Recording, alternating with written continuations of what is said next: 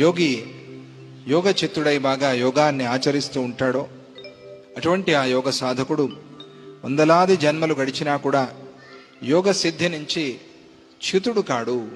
ఇది దత్తస్వామి చెప్పింది. ఒకవేళ పూర్తిగా సిద్ధించక జన్మ వచ్చినా కూడా ఆ గురు కృప వల్ల నువ్వు చేసిన ఆ సాధన వల్ల మళ్ళీ నీకు యోగి జన్మయే వస్తుంది, కానీ యోగి కాని జన్మ రాదు. అది మనం గుర్తుపెట్టాలి. మళ్ళీ జన్మలో కూడా దత్తక్రియా యోగా సాధకులుగానే పుట్టాలి. ఒకవేళ పుడితే అంతగా తీవ్రమైన సాధన చేయలేదు కాబట్టి చేయని వాళ్ళు ఏమనుకోవాలి, ఒకవేళ జన్మ వస్తే మళ్ళీ నేను ఈ దేశంలో భారతదేశంలోనే పుట్టాలి, ఇక్కడే పుట్టి మళ్ళీ దత్తగురు ప్రభు యొక్క ఆ చరణాలనే పట్టుకోవాలి, ఆయనకే భక్తుడిగా రావాలి, మళ్ళీ ఆ దత్తక్రియా యోగానే సాధన చేయాలి. వస్తుంది, దత్తస్వామి చెప్తున్నాడు.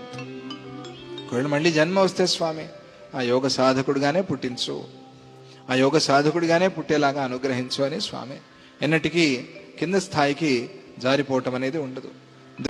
ప్రణవాన్ని ఓంకారాన్ని నిరంతరంగా యోగ సాధకుడు జపించుకోవాలి. గురువు చెప్తే, గురువు ప్రణవం చెప్పుకో అని గురువు చెప్పి ఉంటే గనక ప్రణవాన్ని చెప్పుకోవాలి.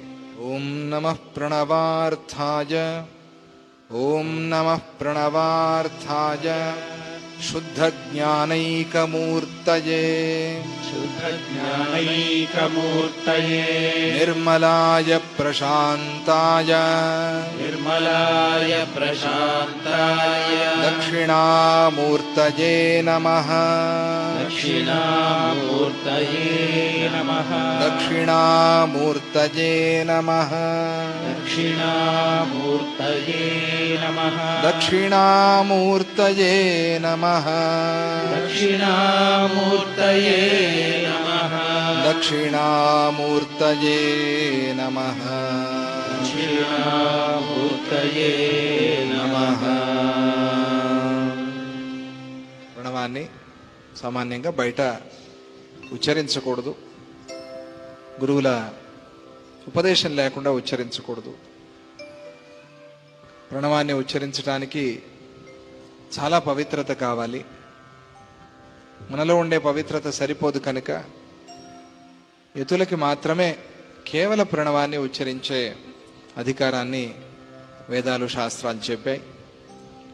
ఏదైనా మంత్రంతో మనం ఓం ద్రాం దత్తాయ నమః గురువులు ఉపదేశం చేశారు. ఆ మంత్రంతో పాటుగా ఓం, ఆ ఓం మీద మనస్సు పెడితే చాలు. దాన్నే ఆ మంత్రంతో ఓం చెప్పాలా వద్దా అది కూడా చెప్తారు. పంచాక్షరం నమశివాయ చెప్పుకో అంటే నమశివాయ చెప్పాలి, ప్రణవంతో చెప్పుకో అంటే ప్రణవంతో చెప్పుకోవాలి. మనం జోడిపించుకోకూడదు. ఇట్లా గురువుల్ని అడగాలి, గురువులు చెప్తారు, అప్పుడు ఆ మార్గంలో మనం ఆ మంత్రాన్ని చేసుకోవాలి.